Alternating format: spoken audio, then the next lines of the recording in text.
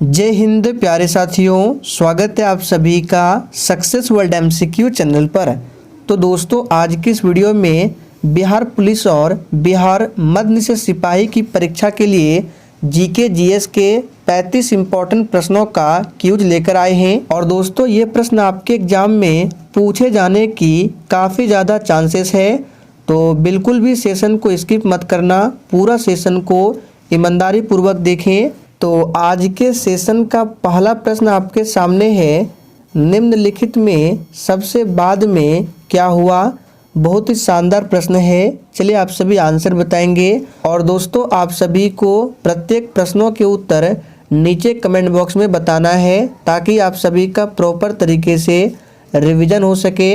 तो सबसे बाद में क्या हुआ था, बिल्कुल सही आंसर दिए हैं, बंगाल का विभाजन।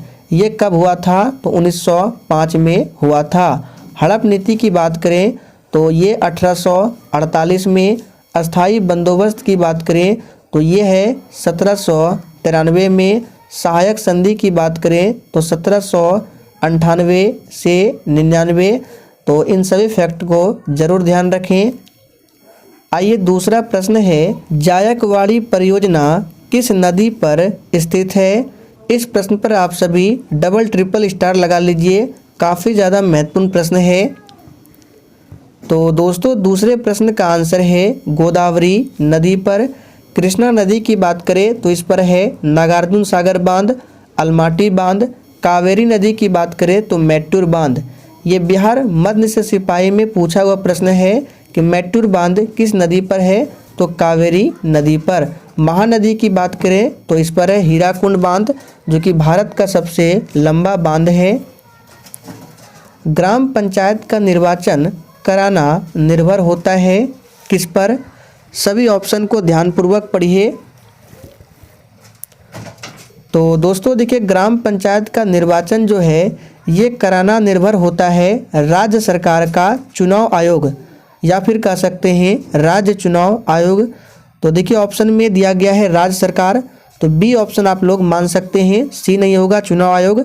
यहाँ भले आपका ये हो सकता है राज्य चुनाव आयोग। तो आंसर आपको यहाँ पे राज्य सरकार बताना है।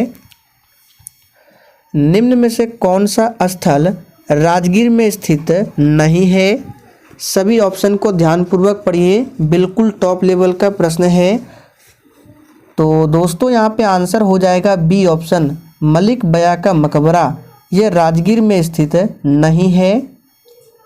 आइए अगला प्रश्न है, उत्तर प्रदेश में रानी लक्ष्मीबाई बांध परियोजना निर्मित है।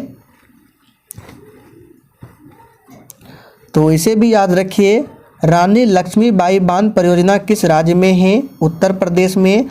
और ये निर्मित है बेतवा नदी पर। क्या, बेतवा नदी पर निर्मित है। ओदंतपुरी बिहार का संस्थापक कौन था। बिल्कुल एग्जाम में छपने वाला प्रश्न है, चलिए आंसर कीजिए। ओदंतपुरी बिहार का संस्थापक कौन था। तो दोस्तों याद कर लीजिए, धर्मपाल। इन्होंने ओदंतपुरी बिहार की स्थापना की थी। पावापुरी किस धर्म से संबद्ध स्थल है। चलिए 7 के लिए आंसर बताइए। तो बिल्कुल सही आंसर दिए हैं, पावापुरी जो है जैन धर्म से संबंधित स्थल है। जैन धर्म में टोटल 24 तीर्थंकर हुए हैं। पहले तीर्थंकर का नाम है ऋषभदेव। 23वें तीर्थंकर पूछा जाता है पार्श्वनाथ है। और 24वें तीर्थंकर और अंतिम आप सभी जानते हैं महावीर स्वामी है।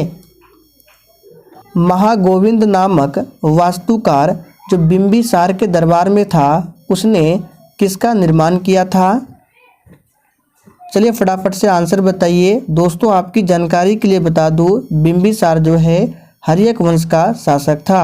और एक होता है बिंदुसार, अक्सर बच्चे इसमें कन्फ्यूज होते हैं। तो ये जो बिंदुसार है ये कौन थे, तो ये चंद्रगुप्त मौर्य के पुत्र थे। लेकिन ये बिंबिसार ये हर्यक वंश का शासक था। और इस बिंबिसार की हत्या किसने किया था, तो इसके बेटे अजातशत्रु ने। यहाँ पे आंसर हो जाएगा बी ऑप्शन, राजगृह या राजगृह, इस तरह से लिख सकते हैं, राजधानी। हाल ही में किस भारतीय वास्तुकार को रॉयल गोल्ड मेडल 2022 पुरस्कार मिला है। ये करंट अफेयर्स के प्रश्न है और आपके एग्जाम में 1 से 2 प्रश्न करंट अफेयर्स से भी पूछे जाते हैं।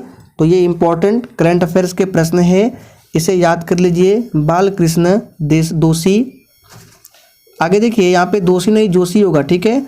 बालकृष्ण जोशी हाल ही में किसे यूनिसेफ की नई प्रमुख के रूप में नियुक्त किया गया है? वेरी वेरी इंपॉर्टेंट प्रश्न है, इसे मार्क कर ले। चलिए आंसर बताइए। और देखिए करंट अफेयर्स से बिल्कुल इसी तरह के प्रश्न आपके एग्जाम में पूछे जाएंगे। यहाँ पे आपका आंसर हो जाएगा कैथरीन रसेल। कांग्रेस के निम्नलिखित नेताओं में से कौन एक कैबिनेट मिशन योजना के पक्ष में पूरी तरह से था?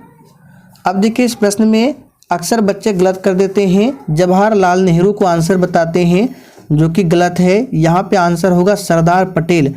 और कैबिनेट मिशन की बात करें तो ये आया था 24 मार्च 1946 को और इसमें 3 सदस्य थे। कौन कौन से?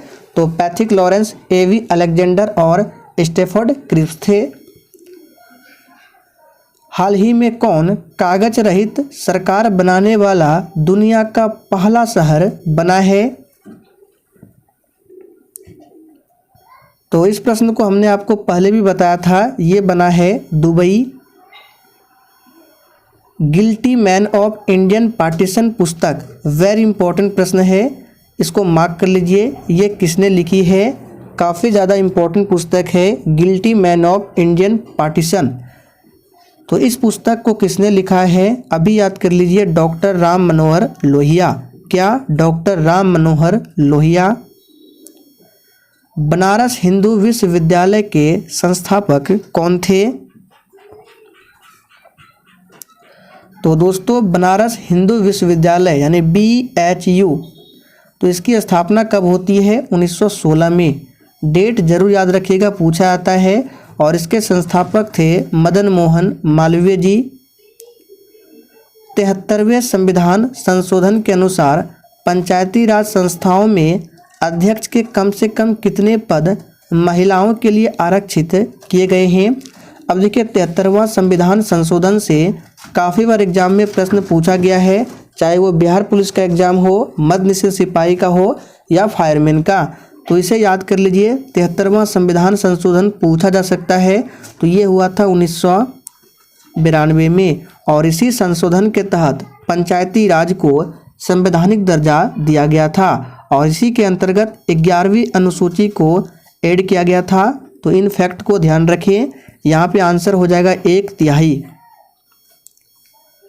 प्राचीन पाटलिपुत्र के खंडहर के रूप में प्रसिद्ध कुमार बिहार में कहाँ पर स्थित है? देखिए ये जो प्राचीन पाटलिपुत्र के खंडहर के रूप में प्रसिद्ध कुमार बिहार है, ये कहाँ पर स्थित है? तो याद रखिएगा ये पटना में स्थित है। और एक पूछा जाता है पटना हाई कोर्ट की स्थापना कब हुई थी? हमने आपको काफ़ी बार बताया है, आप लोग थोड़ा सा कमेंट करके बताएंगे। 73वें संविधान संशोधन द्वारा 11वीं अनुसूची में पंचायती राज संस्थाओं को कितने कार्य सौंपे गए हैं? बिल्कुल टॉप लेवल का प्रश्न है।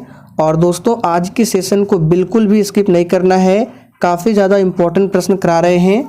तो यहाँ पे आंसर होगा 29। क्या? 29। प्रतिवर्ष अंतर्राष्ट्रीय मानवाधिकार दिवस दिसंबर महीने के किस तारीख को मनाया जाता है? चलिए 18 के लिए फटाफट से आंसर बताएंगे। और देखिए दिवस से संबंधित हमेशा आपके एग्जाम में एक प्रश्न बनता ही है।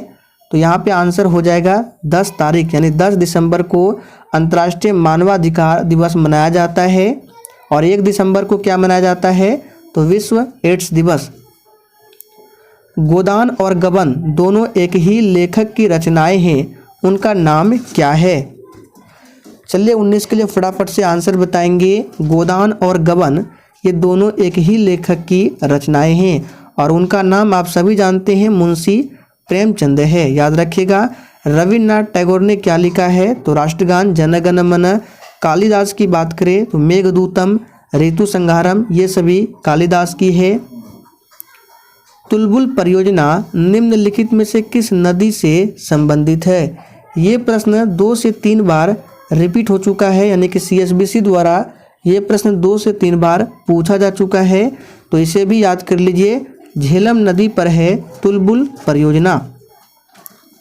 स्वतंत्र भारत का अंतिम गवर्नर जनरल कौन था? और ये प्रश्न हम आपके लिए छोड़ रहे हैं। इसका आंसर आपको प्रश्न नंबर लिखकर 21 और आपको आंसर बताना है A, B, C या D जरूर बताना है। मैं सभी के आंसर को चेक करूंगा।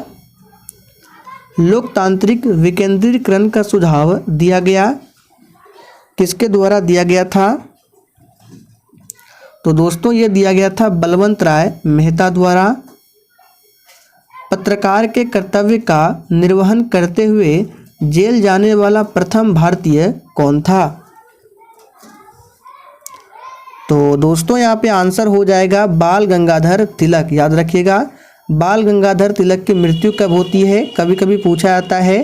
तो 1 अगस्त 1920 को, और जिस दिन मृत्यु हुई थी उसी दिन से असहयोग आंदोलन की शुरुआत होती है, 1 अगस्त 1920 से। याद रखिएगा, दादा भाई नौरोजी ने भारत में सबसे पहले राष्ट्रीय आय का अनुमान लगाया था। रिहंद बांध परियोजना से किन राज्यों में सिंचाई होती है? तो दोस्तों यहाँ पे आंसर हो जाएगा उत्तर प्रदेश और बिहार। देखिए C ऑप्शन में दिया गया है। और रिहंद बांध परियोजना रिहंद नदी पर है। हाल ही में किसे 57वां ज्ञानपीठ पुरस्कार दिया गया है? इस प्रश्न पर भी आप लोग डबल ट्रिपल स्टार लगा लीजिए, क्योंकि ज्ञानपीठ पुरस्कार से संबंधित लगभग एग्जाम में पूछे ही जाते हैं, तो इसको मार्क करके रखें। तो 57वां ज्ञानपीठ पुरस्कार जो दिया गया है, ये दिया गया है दामोदर मावजे को। याद रखिएगा। आधुनिक लोकतंत्र के रूप में जाना जाता है। तो दोस्तों आधुनिक लोकतंत्र के रूप में जाना जाता है प्रतिनिधित्व लोकतंत्र को। अमेरिका की खोज किसने की थी? तो बहुत ही सिंपल प्रश्न है। 1492 ईस्वी में क्रिस्टोफर कोलंबस ने अमेरिका की खोज की थी। राजनीतिक दल आवश्यक है। तो ये प्रश्न पूछा हुआ प्रश्न है। राजनीतिक दल जो है ये लोकतंत्र में आवश्यक है। याद रखिएगा, लोकतंत्र में। आगे देखिए, विद्युत बल्ब का तंतु बना होता है। चलिए आंसर बताइए, विद्युत बल्ब का तंतु किसका बना होता है?